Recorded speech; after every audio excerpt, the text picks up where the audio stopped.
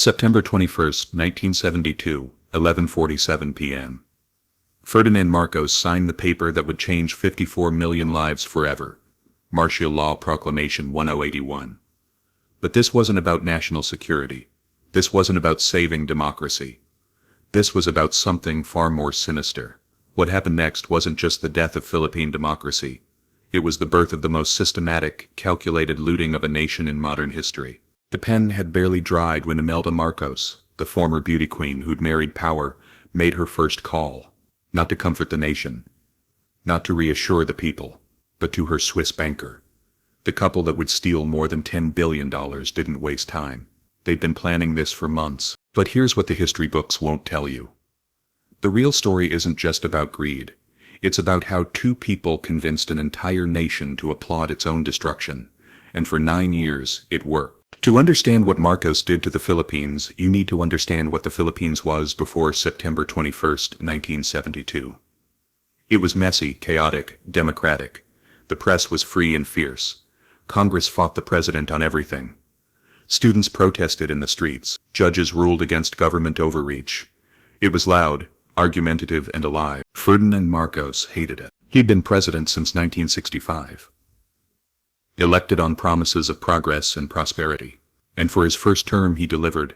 Infrastructure projects, roads, buildings. The Philippine economy grew. People believed. They re-elected him in 1969. But here's the thing about the Philippine Constitution. Presidents could only serve 2 terms. Marcos's time was up in 1973. That's when the planning began. January 1970, Malacanang Palace. Marcos sat across from his wife Imelda in their private study. Maps of the Philippines covered the walls, financial reports scattered across the mahogany desk. But they weren't discussing policy. They were discussing plunder. The Americans won't intervene, Imelda said, her voice soft but calculating. She'd just returned from a diplomatic mission to Washington. Nixon needs us for Vietnam. As long as we stay anti-communist, they'll look the other way. Marcos nodded. He'd been studying other authoritarian leaders. How they consolidated power, how they maintained it. Park Chung-hee in South Korea, Suharto in Indonesia. The pattern was always the same. Create a crisis, offer yourself as the solution, use emergency powers to restructure everything, and in the chaos, take what you can. But Marcos had advantages they didn't. He was a lawyer. He understood how to make theft look legal. And he had Imelda, who understood how to make brutality look beautiful. The plan was elegant in its simplicity. Stage incidents to justify martial law, suspend the Constitution, dissolve Congress and the courts, control all information, and then, while the world wasn't watching, systematically loot the treasury, natural resources, and international aid. All legally, all with the proper paperwork. They started small. August 21st, 1971. Plaza Miranda bombing. A grenade exploded at a Liberal Party rally, killing 9 people, injuring 95. Marcos blamed the communists, but many suspected it was a false flag. The evidence was never properly investigated. Marcos declared a suspension of the writ of habeas corpus. It was a test run. The Filipino people barely noticed. They trusted their institutions. They believed the system would protect them. They were wrong. September 1972. Student protests grew larger. The press became more critical. Congress started asking uncomfortable questions about Marcos's finances. The Supreme Court was preparing to rule against some of his policies. Marcos was running out of legal options. That's when the final phase began. September 21st, 1972. 11:47 p.m. Marcos didn't just sign martial law. He signed the death warrant for Philippine democracy, and the birth certificate for the Marcos kleptocracy. But here's what happened in those first 72 hours that nobody talks about. While tanks rolled through Manila and soldiers arrested senators, journalists, and activists, another operation was taking place. Financial operation. Within 48 hours of declaring martial law, Imelda Marcos had transferred the first $50 million from the Philippine treasury to Swiss bank accounts. Not through corruption. Not through bribes. Through emergency presidential decrees that gave Marcos unlimited power over government funds. All legal, all documented, all theft. The pattern was set. Create the crisis, seize the power, loot the treasury, repeat. By 1973, they'd perfected the system. Marcos wrote a new constitution that made him both president and prime minister with unlimited terms. No more elections to worry about. No more Congress to question budgets. No more free press to investigate stories, and no more courts to rule against government actions. The Filipino people didn't just lose their democracy. They lost their ability to know they were being robbed. But the Marcoses weren't just stealing money. They were stealing everything. Coconut levy funds that were supposed to help farmers. Sugar monopolies that enriched cronies while impoverishing workers. Mining concessions sold to foreign companies. Kickbacks. Foreign aid diverted to personal accounts. Government contracts inflated by 300%. Everything had a price, and the Marcoses collected on everything. Imelda became the visible face of their excess. She flew to New York for shopping trips while Filipino children starved. She bought a $51 million building on Wall Street while teachers went unpaid. She collected art, jewelry, and shoes by the thousands while hospitals lacked basic supplies. But this wasn't just vanity, it was strategy. Every extravagant purchase served multiple purposes. It demonstrated power to potential rivals. It secured assets in foreign jurisdictions beyond Philippine law, and it normalized the idea that the Philippine treasury was the Marcos family's personal account. The more outrageous Imelda's spending became, the more normal it seemed. The human mind can adapt to almost anything if it's presented as the new reality, and martial law made questioning that reality illegal. By 1975, the system was running like clockwork. Government contracts went to Marcos cronies at inflated prices. The cronies kicked back percentages to offshore accounts. Foreign loans poured in, backed by Philippine government guarantees, then disappeared into private investments. Natural resources were sold at below-market prices to companies owned by Marcos associates. The central bank printed money to cover budget shortfalls, devaluing the peso and making Filipino exports cheaper for foreign buyers who happened to be paying kickbacks. Every mechanism of government became an extraction mechanism. And it was all legal because Marcos wrote the laws. But here's what made the Marcos kleptocracy different from other authoritarian regimes. They didn't just steal from the state. They stole the state itself. They didn't just corrupt the system. They became the system. Philippine Supreme Court, filled with Marcos appointees. Philippine military, led by Marcos loyalists. Regional governors, chosen by Marcos. Local mayors, required Marcos approval. Banks, businesses, media outlets, schools, churches, everything that could challenge Marcos' power was either co-opted, controlled, or crushed. The Philippines still looked like a country. It had a flag, an anthem, a government, but it had become something else. A family business with 54 million employees who didn't know they weren't getting paid. 1977. 5 years into martial law, the World Bank approved a $200 million loan for rural development. The money was supposed to build roads, schools, and clinics in the poorest provinces. Instead, it went into a Swiss account controlled by a shell company owned by Marcos' associate.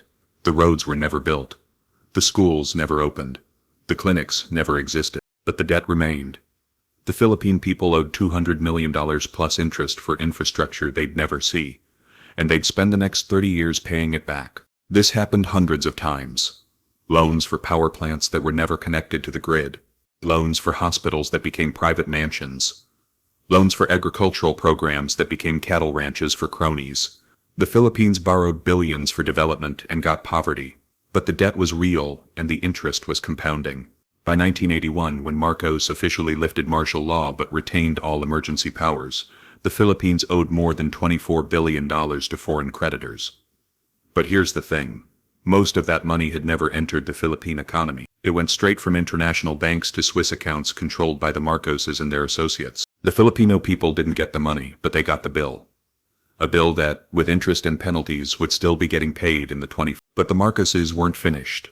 The lifted martial law was cosmetic. All the control mechanisms remained. The cronies still controlled the monopolies. The military still reported to Marcos. The courts still ruled as directed. The difference was now they had to maintain the pretense of democracy for international audiences while continuing the systematic extraction. Imelda's projects became even more grandiose. The cultural center of the Philippines, the folk arts theater, the Philippine International Convention Center, beautiful buildings that showcased Philippine culture to the world. They also showcased something else. Construction contracts inflated by 500%. Foreign consultants paid millions for services never rendered. Art purchases that were money laundering operations. Cultural development that was actually financial extraction. Each project followed the same pattern. Announce a grand vision for Philippine development. Borrow internationally to fund it. Award contracts to cronies at inflated prices. Skim percentages to offshore accounts. Deliver a fraction of what was promised. Blame shortfalls on technical difficulties or international economic conditions. Repeat, the Philippines got some buildings. The Marcoses got billions. The people got the debt. 1981-1986. The final phase. International pressure was mounting. The Filipino people were getting restless. The economy was collapsing under the weight of debt service and capital flight. But the Marcoses weren't retreating. They were accelerating. In those final years, they stole faster and more desperately than ever before. Natural gas contracts that gave 90% of revenues to foreign partners with connections to Marcos accounts. Mining concessions sold for pennies on the dollar to companies that immediately flipped them to multinational corporations. Government properties transferred to cronies for nominal amounts. Central bank reserves moved offshore for safekeeping. They were looting a sinking ship, and they knew it was sinking because they'd drilled the holes. When people power finally drove them from office in February 1986, the Marcoses fled the Philippines with 24 suitcases full of jewelry, gold and cash. But that was just what they carried. What they left behind in foreign accounts was immeasurable. Conservative estimates put it at $10 billion. Realistic estimates suggest twice that amount. The Philippines they left behind was bankrupt, broken and buried under debt that would take generations to repay. Debt for development that never happened. Debt for projects that existed only on paper. Debt for a future that had been sold and shipped overseas. Ferdinand and Imelda Marcos didn't just steal from the Philippines, they stole the Philippines itself. The future. The potential. The dreams of 54 million people who believed their leaders would protect them. The mathematics are simple. 20 years of systematic extraction. Conservative estimate $10 billion stolen. That's a $25 per Filipino. At 1996 values. For a country where the average annual income was $600, the Marcos stole the equivalent of 4 months of work from every man, woman and child in the Philippines. But the real cost can't be calculated in money. It's calculated in generations of Filipinos who grew up without proper schools, hospitals or infrastructure, because the money meant for those things was sitting in Swiss bank accounts. It's calculated in opportunities never created, businesses never started, innovations never developed because the capital was gone. The Marcos years weren't just a period of authoritarian rule. They were a masterclass in how to systematically dismantle a democracy and loot a nation while maintaining the appearance of legitimacy. And the world watched it happen, one literally documented transaction at a time. Today, decades later, most of that money has never been recovered. The Swiss accounts were frozen, but legal battles continue. The art collections were found, but many pieces remain in disputed ownership. The real estate was identified, but proving ownership through shell companies remains complex. But the debt remained simple, clear, documented, and payable. The Filipino people borrowed money they never saw to pay for development that never happened. And they're still paying it back with interest to this day. The story of Ferdinand and Imelda Marcos isn't just about two people who stole billions. It's about how democratic institutions can be systematically dismantled and reconstituted as extraction mechanisms. It's about how legals can be manipulated to make theft look like governance. And it's about how an entire nation can be convinced to applaud its own exploitation. September 21st, 1972 to February 25th, 1986. 13 years, 5 months, and 4 days. That's how long it took to loot a nation and leave it to pay the bill for its own destruction. The Marcoses called it the New Society. History calls it what it was, the most systematic kleptocracy in modern Asian history.